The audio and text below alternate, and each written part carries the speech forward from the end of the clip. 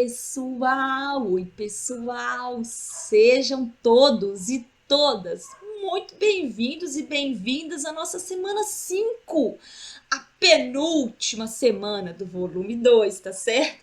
Do primeiro ano do ensino médio, mais uma semana aqui no Escola Online.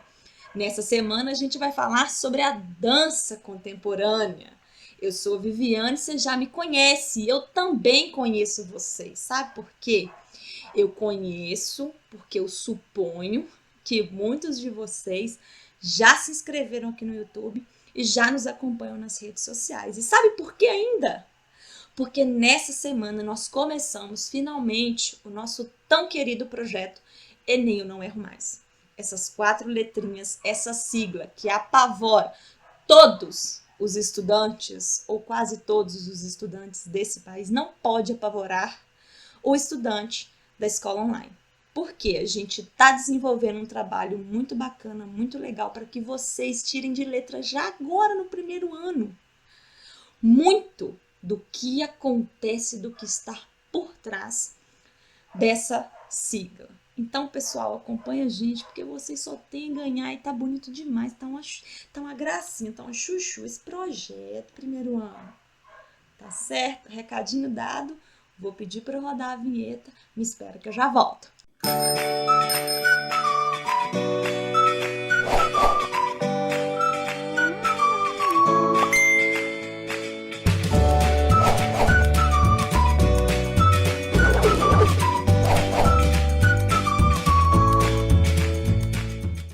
Pessoal, na verdade eu vou começar a nossa aula de hoje antes de ir para o conteúdo fazendo uma errata, tá certo? Fazendo uma correção sobre o nosso exercício da semana 4 da semana passada. O que acontece? O exercício número 2, que pedia para a gente observar a imagem e deduzir algumas características da composição, na verdade, não incidia diretamente na minha disciplina, na disciplina de arte ou artes, tá certo? Ela compete a outro campo da ciência, a tão temida para mim física, e especificamente a ótica, tá certo? Gente, eu sempre fui muito clara com vocês que eu não entendo ou não lembro de muita coisa, ou tenho dificuldades para ciências exatas.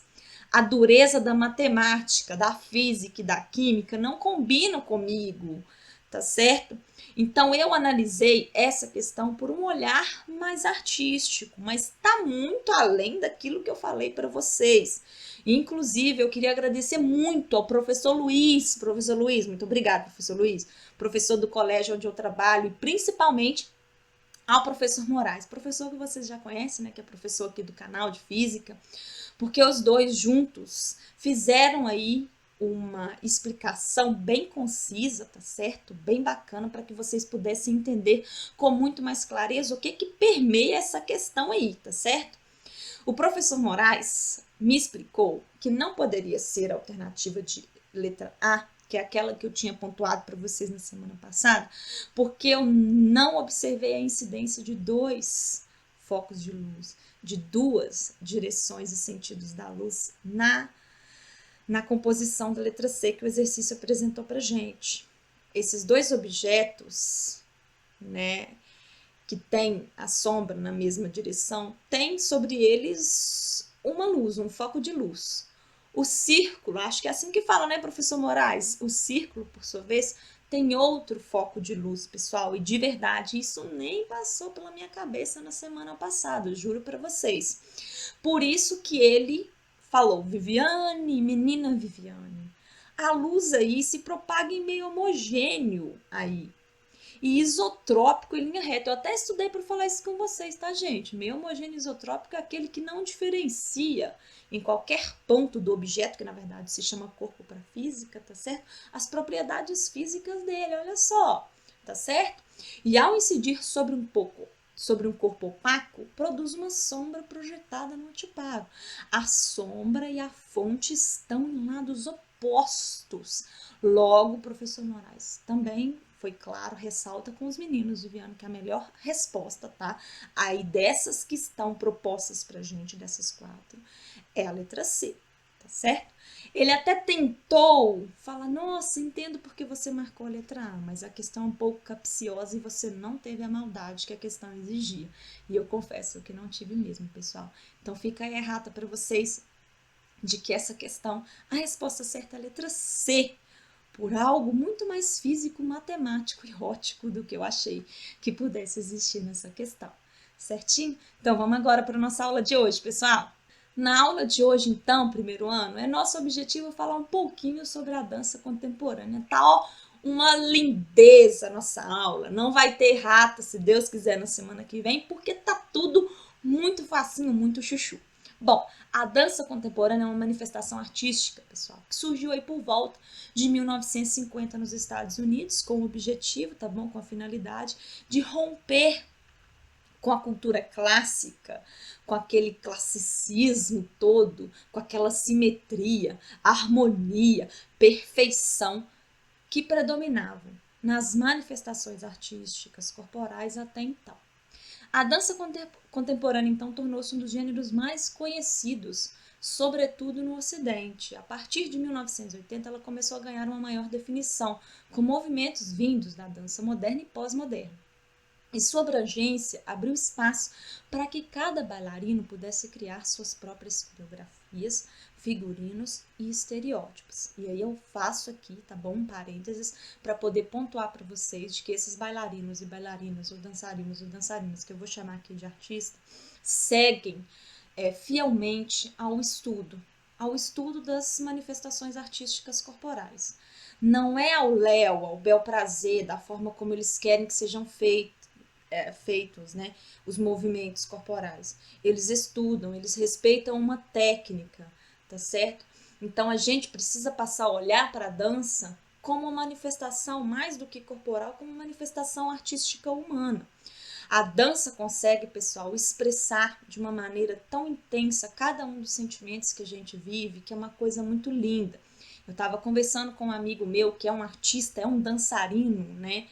Exímio, assim, de uma qualidade impecável.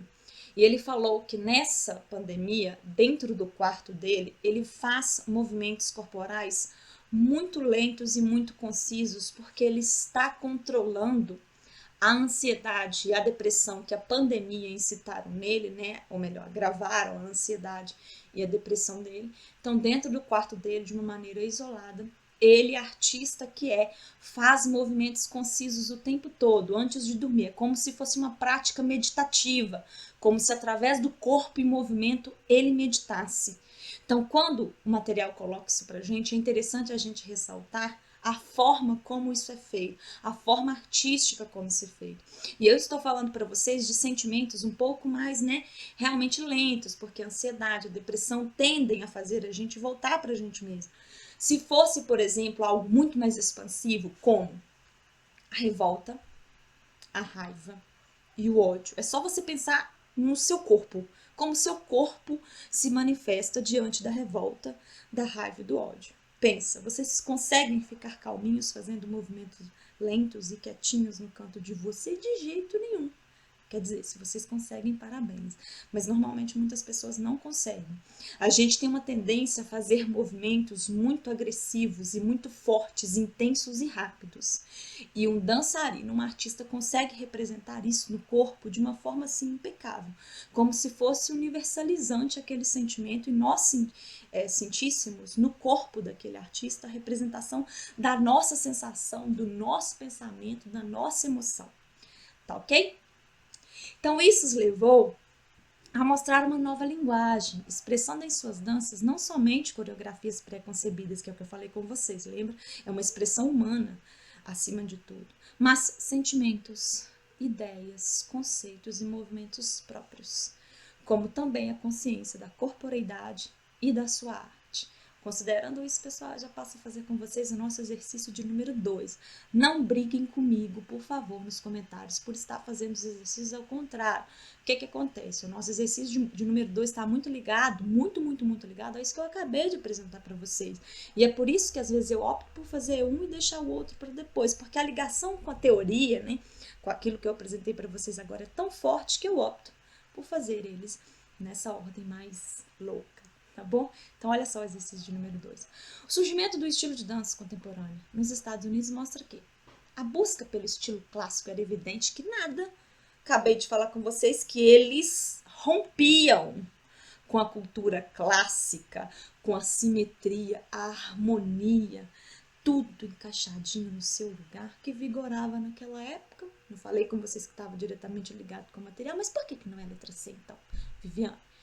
A dança contemporânea é um retrato das novas ideias estéticas que surgiram no século XX. Lembra que eu falei com vocês, pessoal, que ela surgiu aí por volta de 1950, o século XX começou bem antes disso, né? Basicamente 50 anos antes disso. Então é de 1950, né, para frente. Se nós considerarmos todo o século XX, a gente está falando de um período, né, que antecede, inclusive, o surgimento da dança contemporânea. E a gente vai para outras manifestações artísticas, né, como a moderna e algumas manifestações artísticas de vanguarda que estão mais lá no início do século XX, tá bom? E a letra D. Ainda hoje, o estilo de dança contemporânea não é muito conhecido no mundo. Acabei de falar com vocês, o material é claro. Ele fala pra gente que é um dos mais conhecidos no mundo. Então, deixa a letra D de lado. Vamos fazer, então, a questão de número 1. Uma das características mais marcantes da dança contemporânea é a mistura de movimentos criados pelos próprios artistas.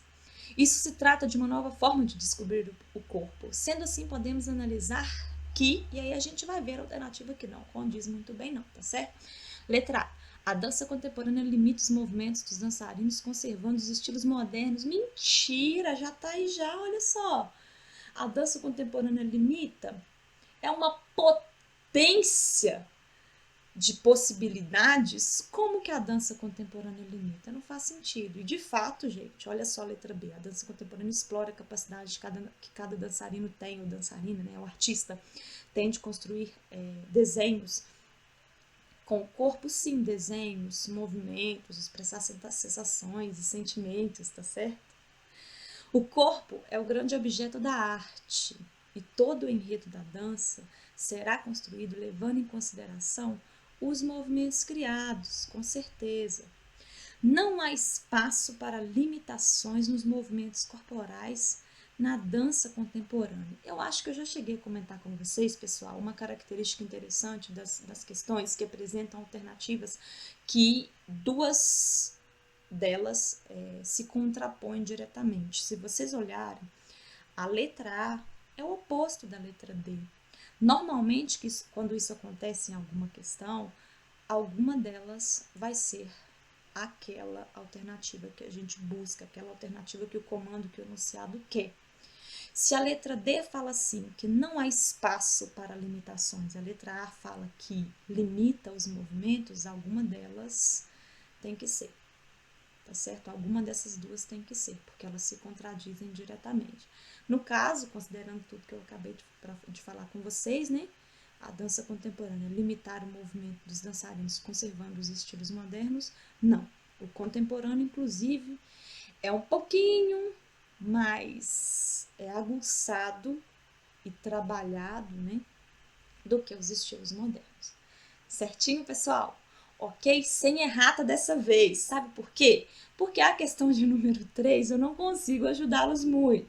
A questão de número 1 e número 2 tá ok. A de número 3 eu não consigo fazer muito por vocês, porque ela tá assim, pedindo para vocês, né, construírem um vídeo de dança para enviar para o professor de arte, né, da escola de vocês. E se não for possível criar o vídeo, não tem problema, faça dança e chame alguém para ver.